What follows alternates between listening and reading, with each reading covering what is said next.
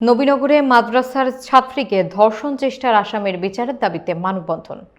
শেখ মিহাদের প্রতিবেদনে বিস্তারিত। ব্রাহ্মণবাড়িয়ার নবীনগরে মাদ্রাসার ছাত্রীকে ধর্ষণ চেষ্টার অভিযোগে সাবেক ইউপি সদস্য কাউসার মিয়ার গ্রেফতার এবং বিচারের দাবিতে মানববন্ধন অনুষ্ঠিত হয়েছে।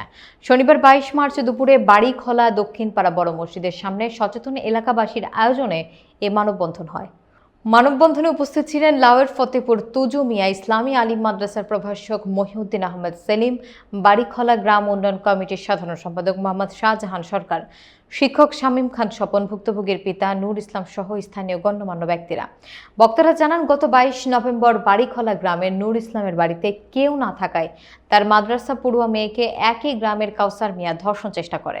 এর আগেও তার বিরুদ্ধে একাধিক অভিযোগ উঠলে গ্রাম্য সালিশের মাধ্যমে তা মীমাংসা করা হয়।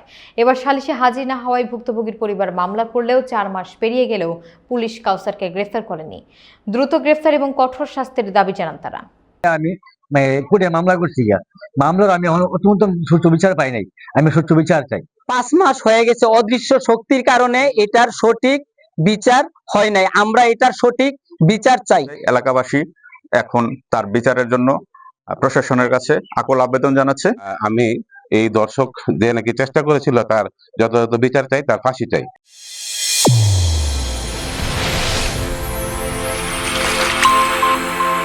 চ্যানেল A1 হৃদয়